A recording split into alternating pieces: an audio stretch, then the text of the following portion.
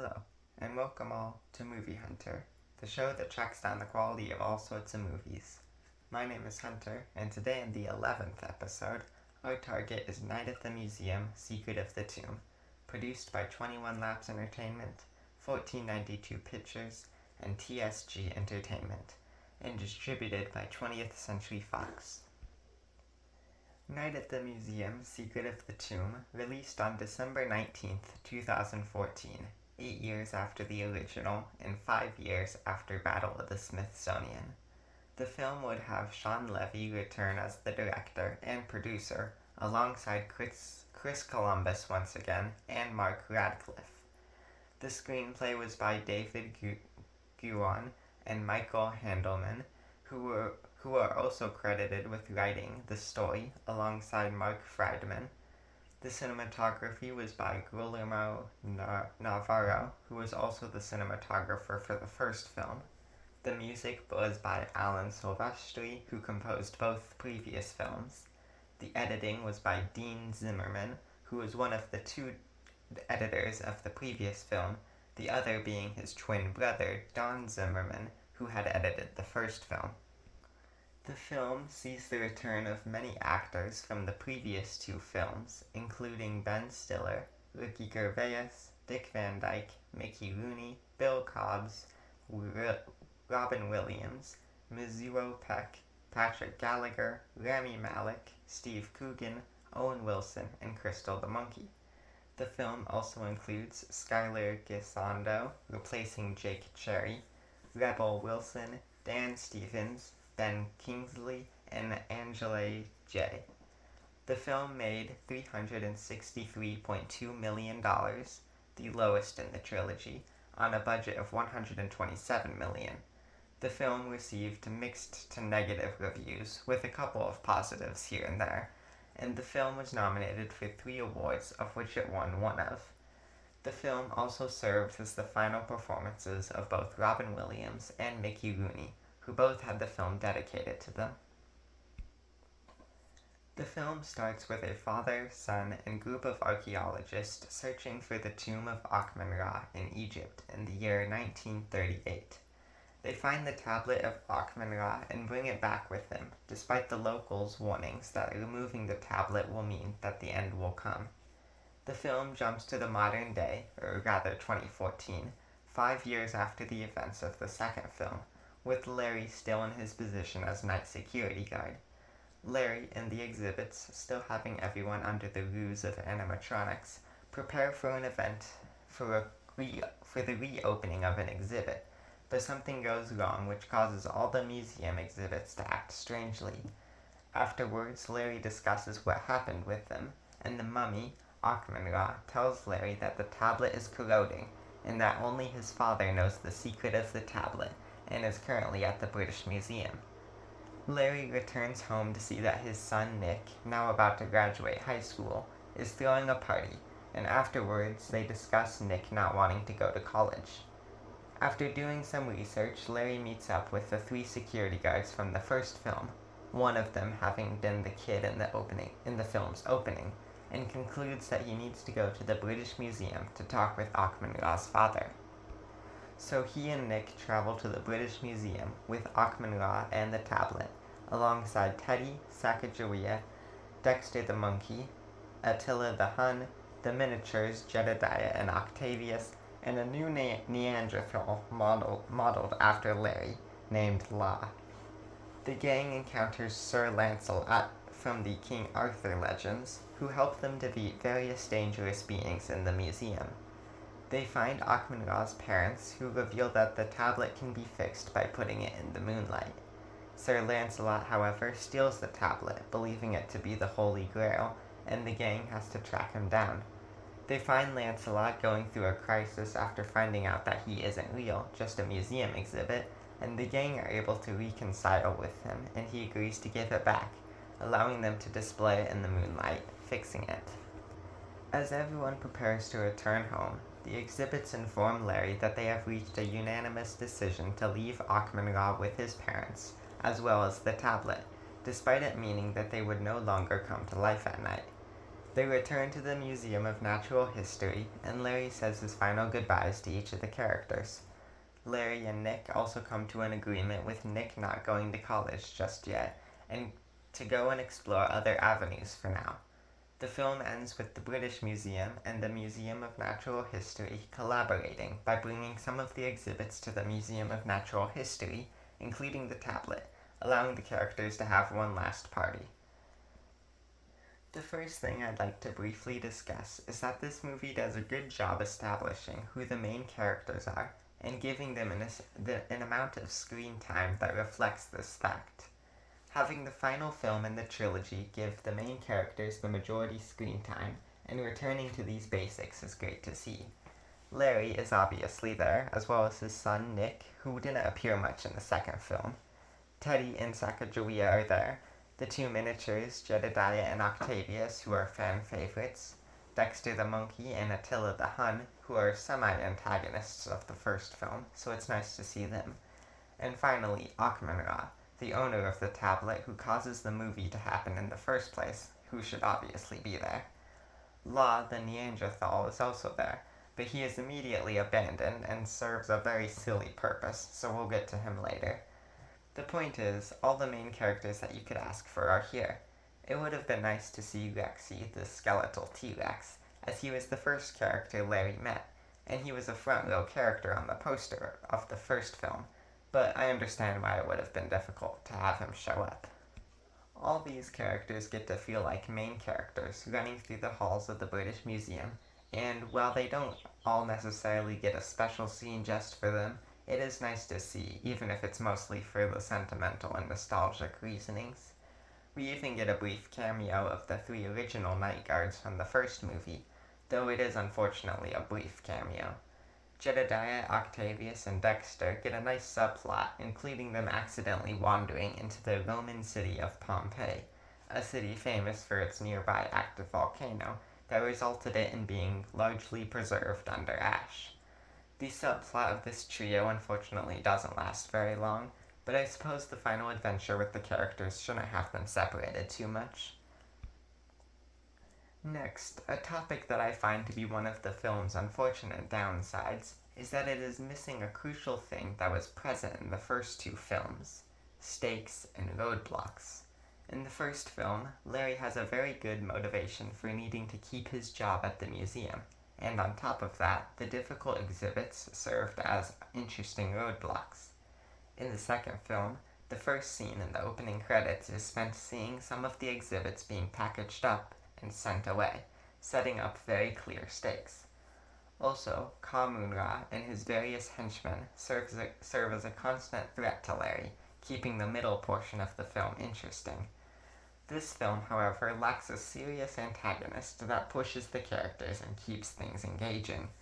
The threat of the tablet of Akhmenrah corroding and losing its magic seems like it's the most dangerous threat yet.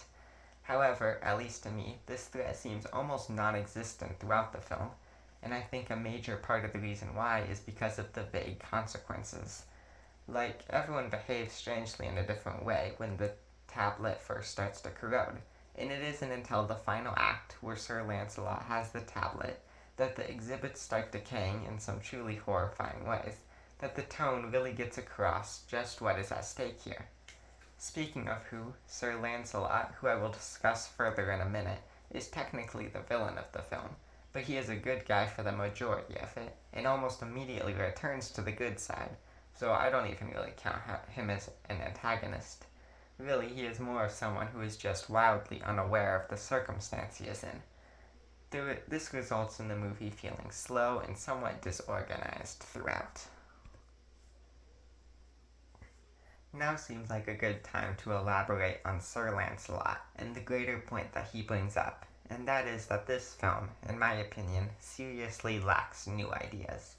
In the first and the second film, both had unique characters that really explored the implications of a museum coming to life. This film really lacks new characters or things to explore, and when your roster of characters to choose from is literally anyone throughout all of recorded history, I don't see how you wouldn't have characters to include. I feel like, if anything, you'd be deciding what characters not to include. But instead, we get another skeletal dinosaur in the form of a Triceratops, and not a whole lot else.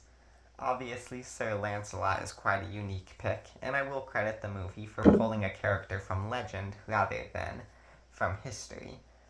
It is certainly a unique idea that the film needed more of, but my problem with him is much more the role he plays in the film. Sir Lancelot doesn't stick out in any way that new characters stuck out in the second film. Despite his brief appearance, one of my favorite characters in the second film was George Armstrong Custer, because he was very funny and had some personality traits that really shines through in his small appearances. Sir Lancelot lacks anything of this sort. None of his lines really stuck out to me, nor do I remember any of them thinking back. His twist where he steals the tablet from the gang is somewhat predictable, and mostly just underwhelming, as he doesn't make for a menacing villain. The fact that he thinks the tablet is the Holy Grail is a nice inclusion, but I think it doesn't end up with an interesting conflict. It rather results in it just being an excuse for his actions. And either way, he becomes a good guy again in practically no time at all, which makes it really quite underwhelming from the start. Also, there is a very strange subplot where Law, the Neanderthal modeled after Larry, gets into a romantic relationship with the night guard of the British Museum, and it is very strange and unnecessary, and I really don't feel like discussing it further. This is really quite disappointing, as it is one of the things the previous Night at the Museum movies really strived in. Seeing all the new ideas and characters is what made the film so fun, and to see that lost in the third one is disappointing, to say the least. Okay, one more criticism before we can return to a positive. The title, The Secret of the Tomb, is underwhelming. First of all, am I the only one who doesn't understand why it isn't called Secret of the Tablet? Because I think that is a much more correct title. The whole reason the gang has to go to the British Museum is to learn from Akhmenrah's father how to restore the tablet. Then the gang gets to him and he says that only he can know the secret. But then he sees that his son is suffering due to the tablet losing its powers, so he immediately just tells the secret.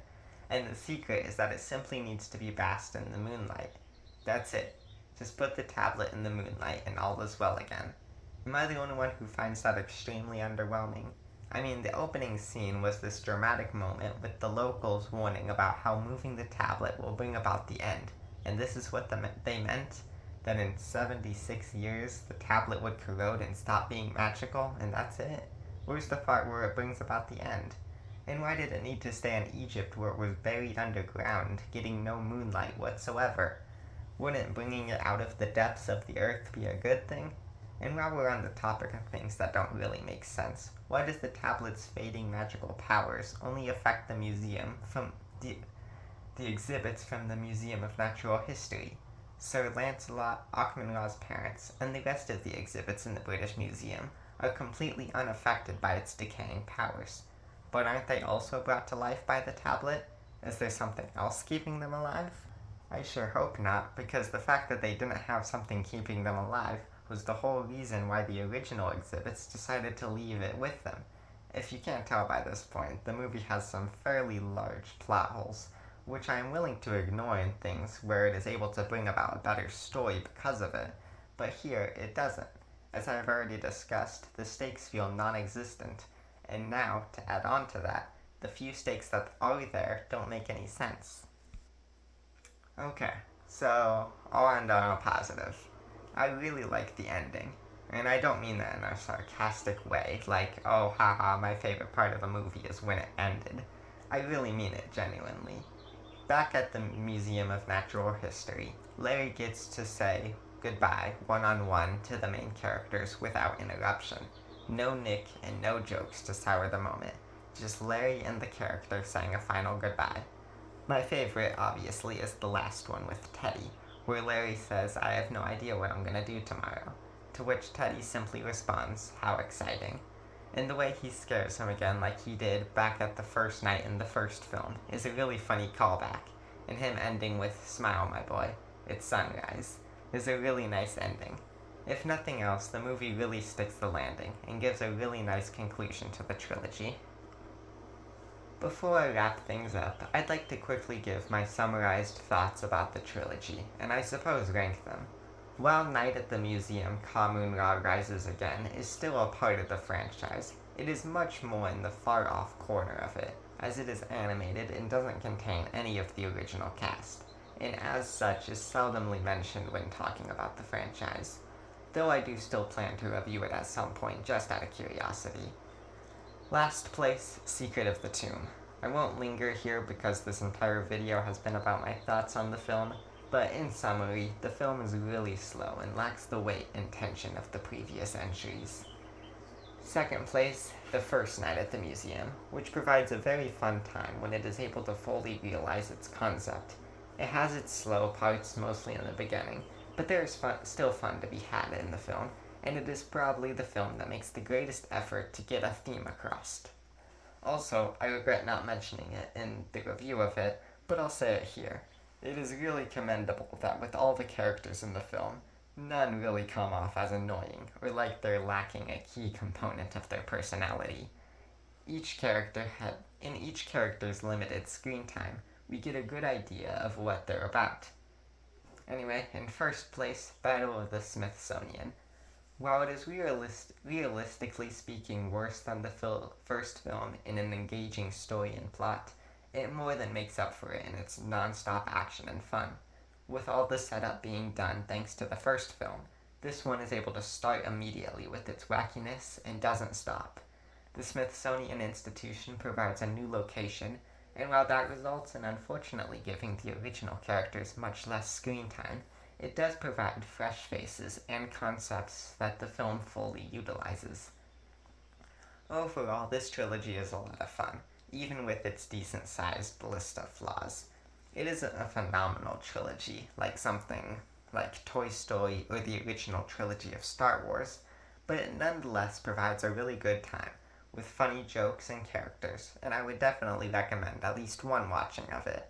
It probably won't become a frequent rewatch for me, but I'll hold on to the memories, and I might even revisit it from time to time. In conclusion, I give Night at the Museum, Secret of the Tomb a 6 out of 10, rounding out the trilogy with a 7 out of 10 average. I will admit that a part of me wants to give the film a 7 out of 10, and it is close to that, but ultimately that comes from the fondness of the franchise, rather than something this film did right.